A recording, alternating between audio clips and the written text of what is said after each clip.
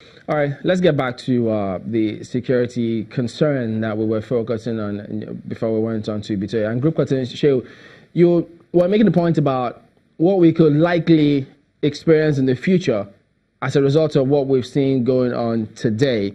But if I could add this alongside your train of thought while you respond to it, since we've seen this going on, even though you allude to the fact that you haven't seen any research, but we also do know that this attack, the kidnapping was carried out when they attacked them in a military facility in Iran. We know about the Unimade attack. In terms of intelligence gathering, would you say that we're looking at all of these loopholes, noting them and correcting them moving forward? Because they seem to have information about who and where to attack and who the people are.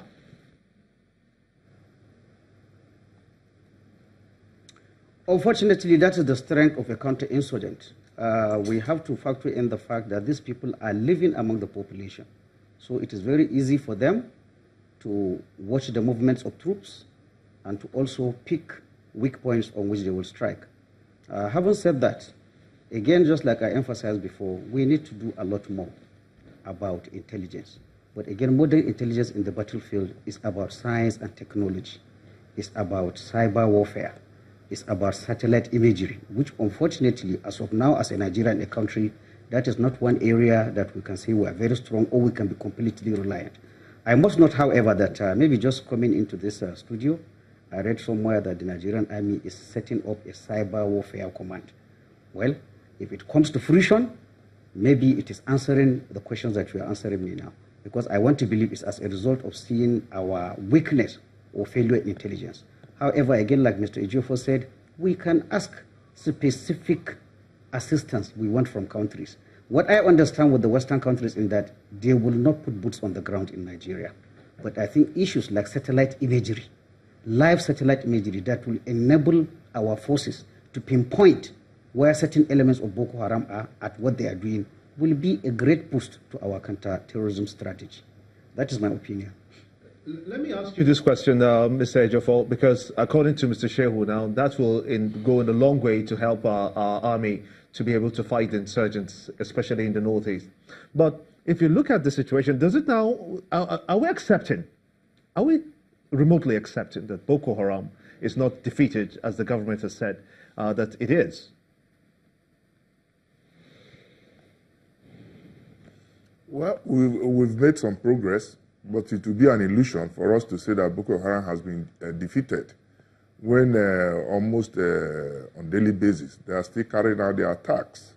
The fact remains that it's not peculiar to Nigeria. If you go to Iraq, Pakistan, this war has been on, and Nigeria is not an exception. If you also look at the activities of ISIS, they have a trademark, killing of their hostages to create fear and panic.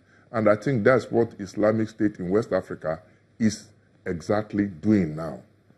So much as I agree that we need assistance from technical assistance from foreign countries, they have some challenges too in those areas that they have not solved. So it's not peculiar to Nigeria. Again, talking of satellite imagery, I don't know the capacity or capabilities of the military, but we read in the papers when they say the Air Force has located this place, they show some imageries. So I think they still have some of this, but we need further foreign assistance to fight this war. We cannot fight it alone because it's being internationalized. If we are trying to fight the local Boko Haram just when we started, it would have been a different thing. But remember that this same group, the faction of Boko Haram, pledged allegiance to ISIS, and since then they have gone beyond what we are looking at, because one, they have the supply of arms, and they go beyond intelligence gathering. We have what is called combat intelligence, that's military intelligence. So I don't expect much as I expect that our civil intelligence groups or organizations should provide intelligence from where the people are, like the IDPs and others. We also need some combat Okay, military. let me come in here again, because this is a little confusing. Because Boko Haram says that they will keep Leah Sharibu as a prisoner and a slave for life, and the government, on the other hand, said that it has tried everything it can possibly do to try to free the girls. Are we at a checkpoint now? What's the situation? How can we help Leah Sharibu? How can we help the other aid workers that are alive? How do we help them to get out? Well, the government has said it. The negotiations are still ongoing, and I expect that government too should intensify, because the integrity of government is now being called to question. So the government should do everything possible to ensure the early and safe release of these remaining ladies. No matter what it takes, I believe that government should do more in terms of negotiation. Because if you see, like the group captain said, you have 3 approaches. If you do, they have the advantages and disadvantages. But I will always want to look at the issue of negotiations. But while negotiating, we should put certain conditions in place, like what the government said, so, being reasonable. All right, just hang on a minute. We need to go to break, but we'll be back and continue in that stage in a moment. Join us again.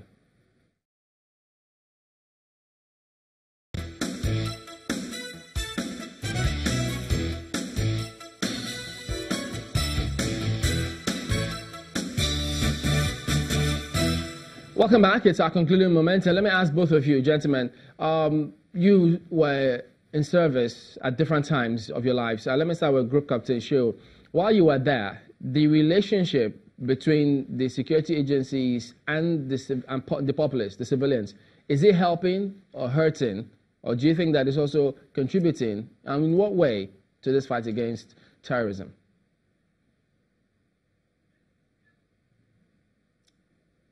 From the time I joined service and I left service and now, I appreciate that there is a great improvement in the civil-military relationships. When I left service, there is no single service in the military that has a civil-military relations department. Now, all the 3 services, including Defense Headquarters, they do have civil-military relations services. And also, looking at what is out there in the public domain, I remembered again sometimes back, there was even a time, because counterterrorism itself is a population-centric. You need the support of the people where you are fighting.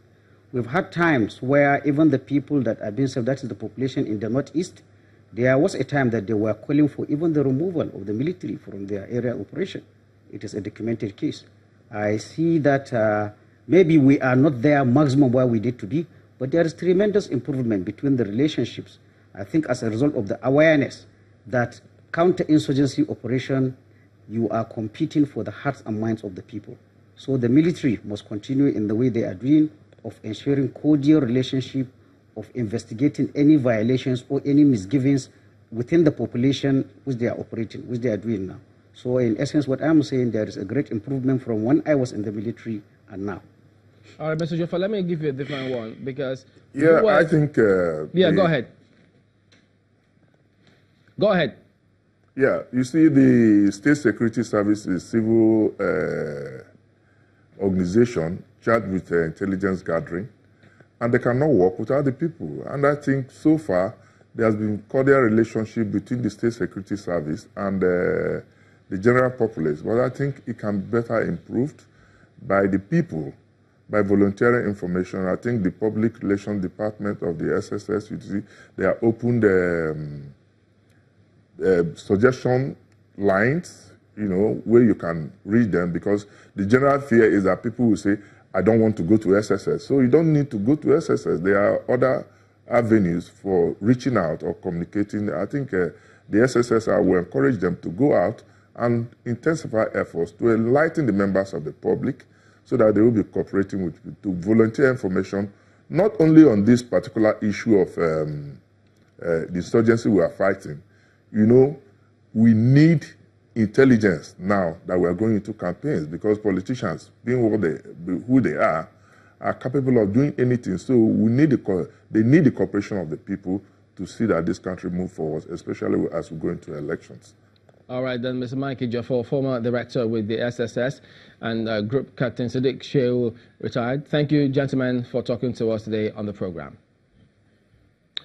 All right, so that's the show today. We thank you all for watching. We'll be back tomorrow. I'm Chamberlain Uso. All right, I'm Gemba Omar. Have a good day, and Neota Igbe. The views and opinions expressed by guests on this program are those of the maker and do not necessarily reflect the views, opinions, and endorsement of Channels Television.